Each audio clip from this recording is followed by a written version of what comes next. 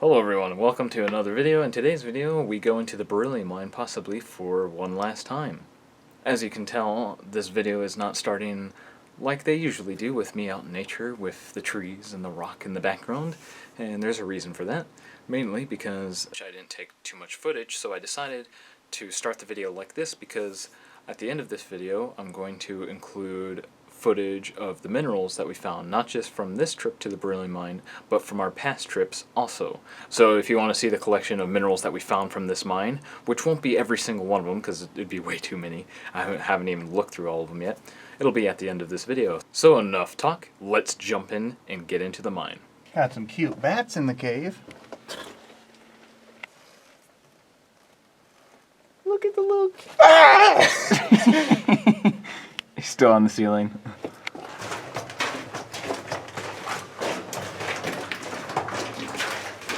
Alright, get your feet wet, Bessie.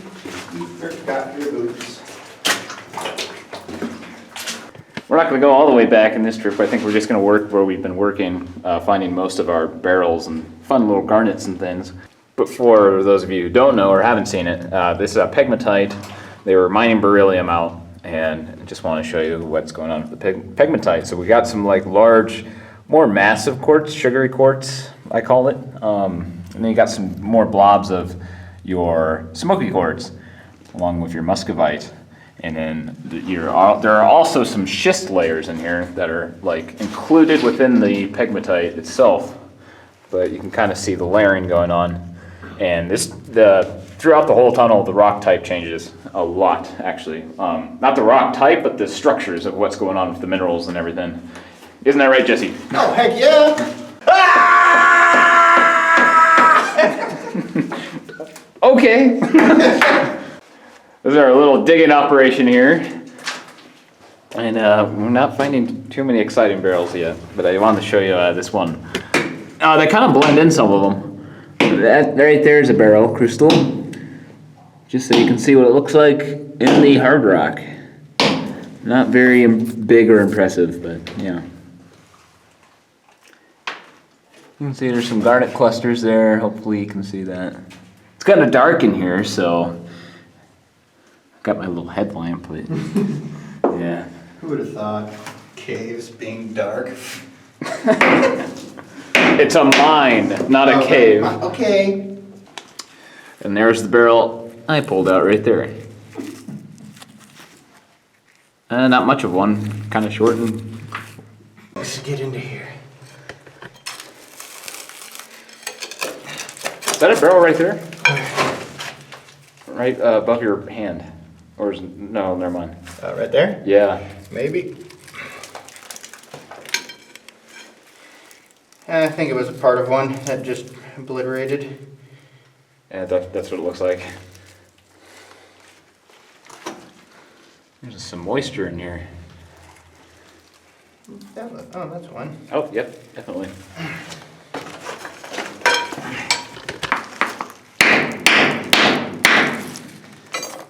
Some nice muscovite. Okay. Broke off the chunk I needed. Try to get that out. Not bad. Don't break it. Why'd you have to say it, White? Well, Jesse's working his way into the rock right there. Finding some tiny barrels, nothing sizable yet. Yeah. I've been digging around in here and getting into more similar muscovite. It seems some of the really nicer pieces are intermixed with the muscovite as well as garnet, which are some garnet clusters. I just dug this one out here. It's a tiny little thing, if you can see that. It's got some like kind of a layering ring thing going on. I'm gonna have to extract that out later.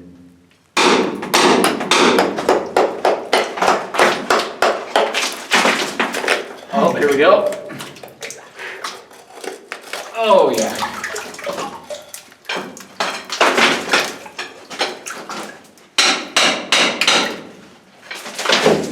A lot of muscovite. You can see the more of that sugary quartz rock, and then you got the biotite, muscovite layer right through here. I haven't been digging here, and I've been trying to work up to this patch of rock, but as Jesse pointed out as soon as he walked over, because he just has an act for these things. Like, yeah. Anyways, there's this little barrel here that I'm trying to extract out now that he found. There we go. Red cluster of garnet.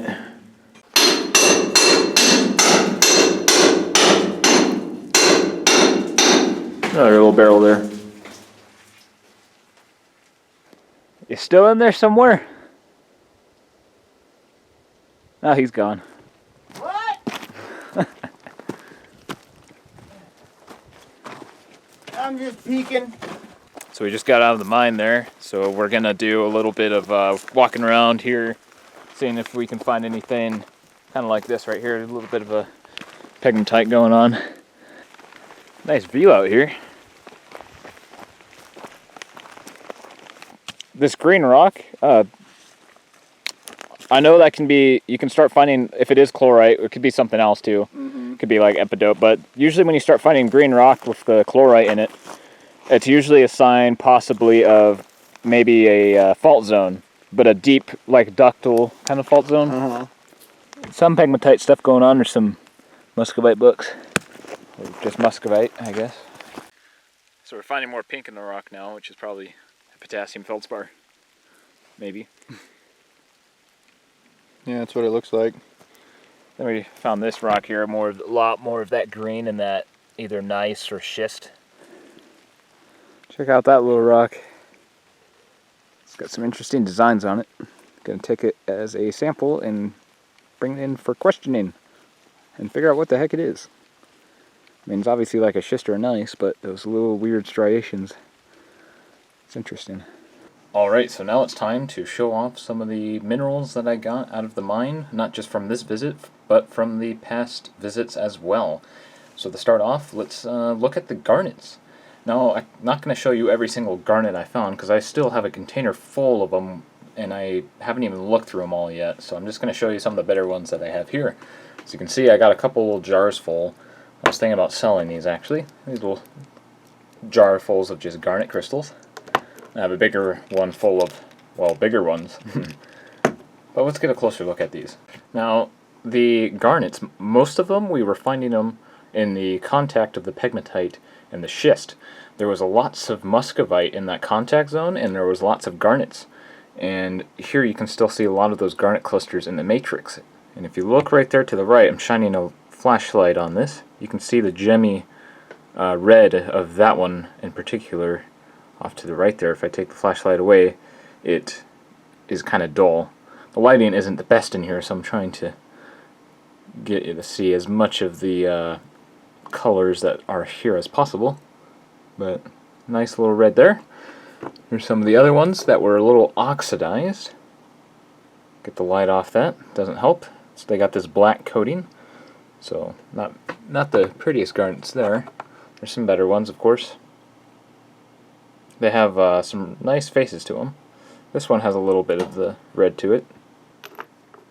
And for some reason I decided to collect some of the muscovite in jars as well. That's not even the bigger pieces.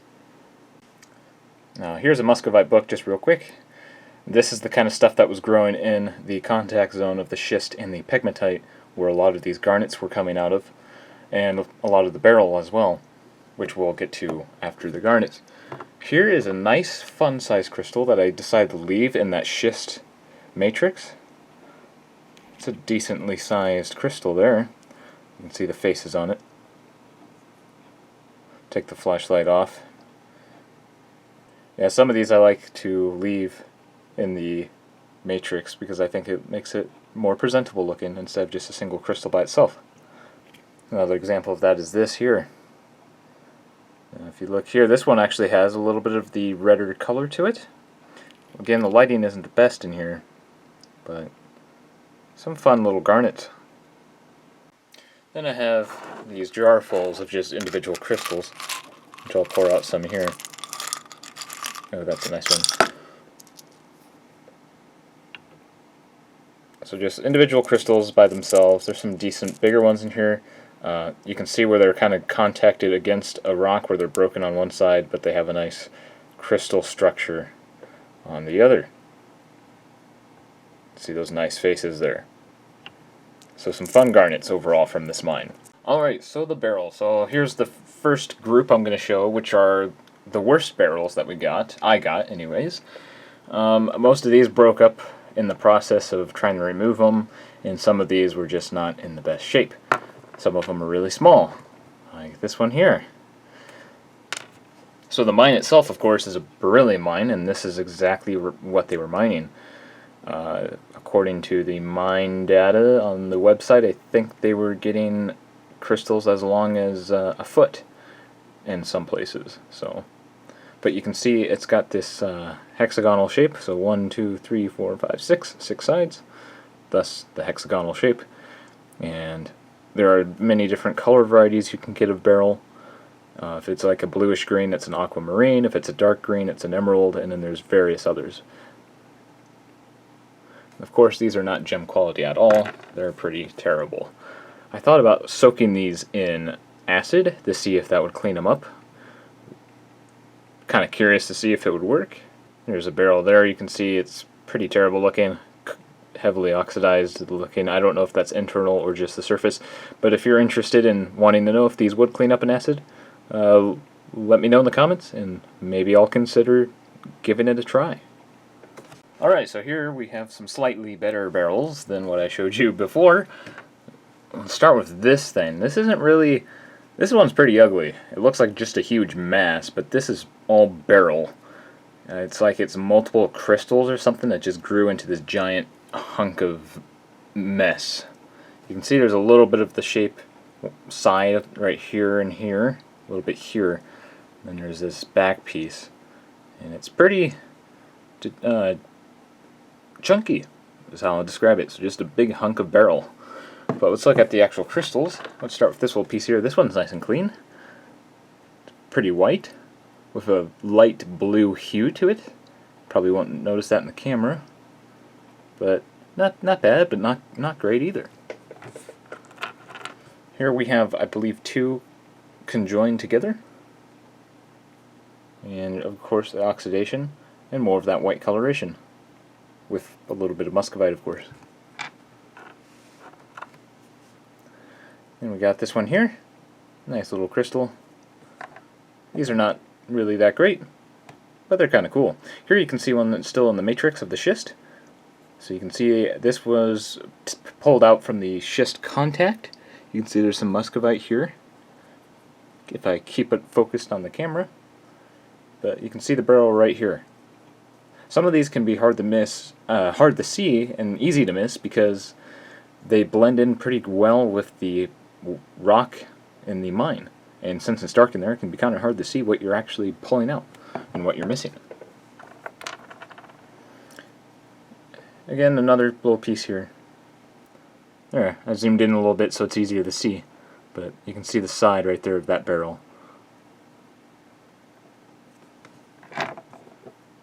There's another piece in the matrix. This one got broken off a little bit. Some of these you don't even see until you accidentally break them apart. And since these aren't really gemmy, it's not too big of an issue. Alright, so let's look at even better Beryl crystals now.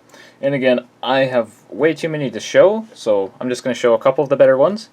Maybe in a future video, I'll show off all my findings that I have found since I started the channel. That might be a special video for the future. It'll be a really long one too, maybe. I'll see about that. Let me know if you're interested in seeing that. But anyways, back to the barrels here. This one I might have to shine the light on, but this is a big chunk of rock with garnets, as you can see maybe, and that barrel right there with a nice top to it, and that one is pretty well intact. The bad thing about these rocks is they're pretty crumbly. You can see the garnet here, of course the muscovite, and if we zoom up in here you can see that nice looking Beryl. Slightly oxidized, it's got a nice shape to it, and it's got more of that light blue hue to it.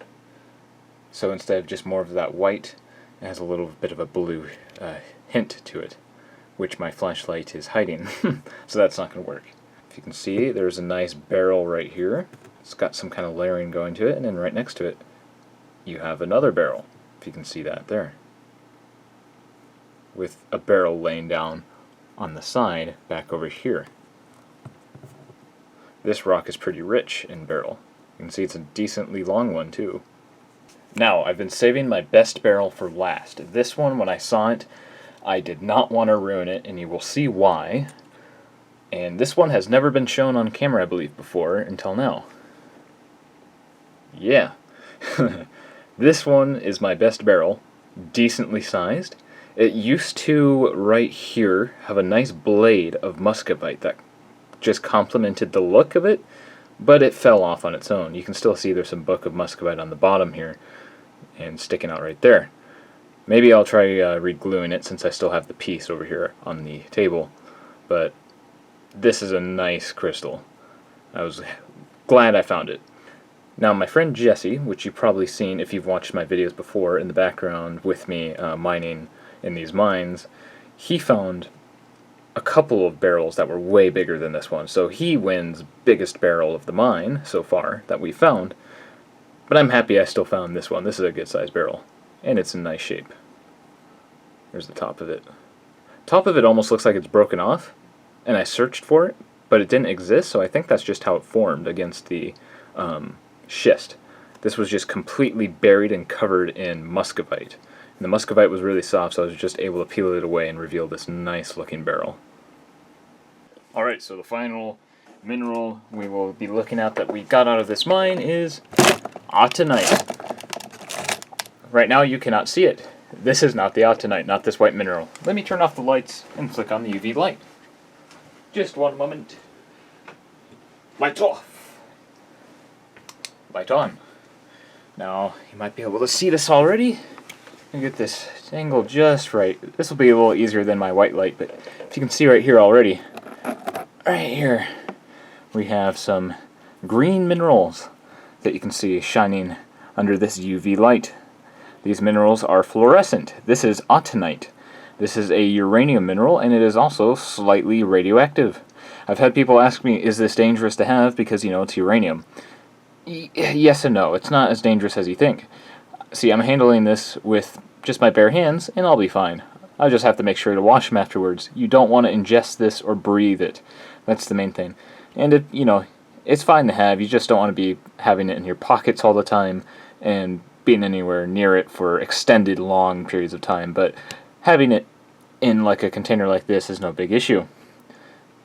The one thing about it is Autonite decays, of course, because that's just the process of radioactive minerals, and it decays and releases radon gas, which is cancerous, so you don't want to breathe that. I'm not sure how much these tiny little samples are going to produce. Probably nothing to worry about. There's probably more radon in the outside air, possibly, than what's being released off just these tiny little samples of rock. I'm going to have to make sure to clean off my hands, of course, really well as the desk here, because I don't want to have any uranium just hanging around. You can see there's not much on this sample here besides that tiny little flake. There we go. You can see that nice green color. If I get the shadow just right, because you get that blinding white effect, I want to get that green shining a little bit more noticeable. Yeah.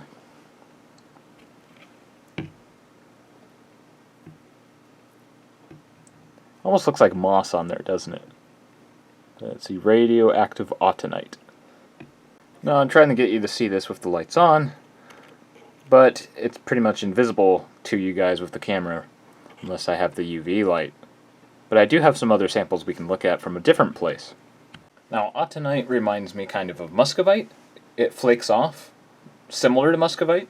Now, these samples I'm showing you here, these are from a different place. It's an old uranium mine, and I also have this on video of us exploring this mine, so if you want to check it out, it'll be in the corner up here as well.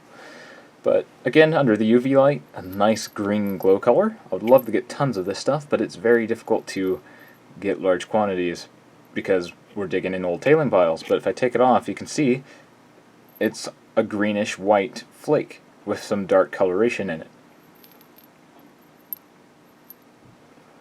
But under the UV light, it's a nice lime green. Your classic uranium green.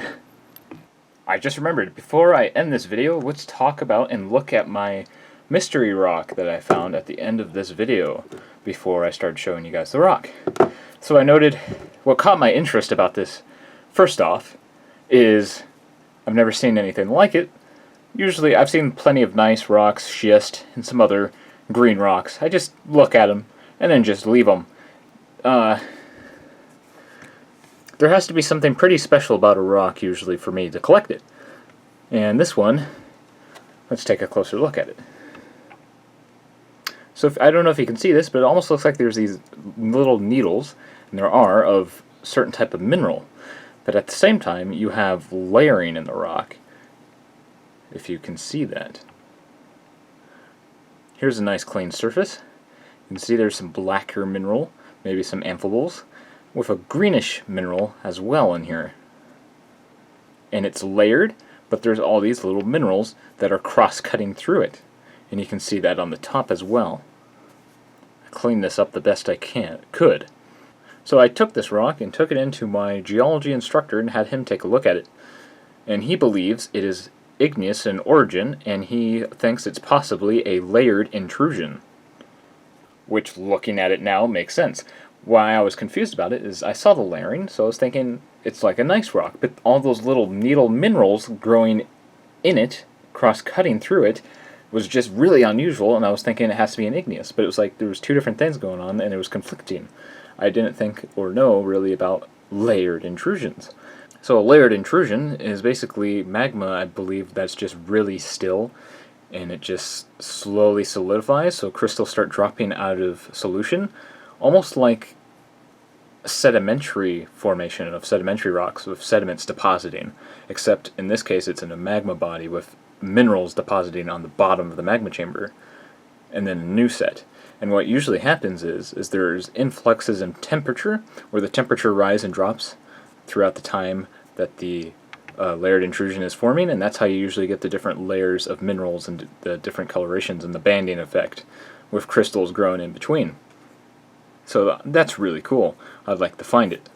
But this may be our last time going up to that location, because we are about to move away, and it would be about a 4-hour drive to go back to this mine. Alright, so I'm going to end this video now. We wanted to go up to this mine one last time because it was probably going to possibly be our last time visiting the mine. Didn't turn out to be the best day of finding things, so the video was shorter, so I decided to add an ending here because I forgot to film a conclusion and goodbye ending like I usually do. So I decided, you know what, I'm going to do it at home and show off most of the minerals that we found with our trips combined together. I did have some other barrels that had some of the Autonite minerals in it, so there were a barrel with the green UV mineral growing in it, which was really cool, but then I lost it, misplaced it somewhere, and I can't find it. But it'll maybe show up after or during the move, because we're going to be moving away, preparing to go down to the university to continue our college education, which means we're going to be moving away from all our known prospecting and rock hounding areas. So we're going to be exploring new terrains and new land, and hopefully we can find some good minerals there. There is one spot I've been mapping for about 2 years, and it looks very promising. And every year we seem to step it up almost, so I'm hoping this next coming year is going to be really good. But anyways, this concludes this video, and possibly all the videos in the future, maybe, of the Beryllium Mine. Maybe one day we'll go back there, and for old time's sake, and check it out once more. Maybe we'll try to seek this layered intrusion out. But anyways, I hope you enjoyed this video, and I hope you enjoyed looking at the minerals here at the end. And until next time, I'll see you all later, and I hope you can join me for the next video. You all take care and have a good day. And happy hunting for rock.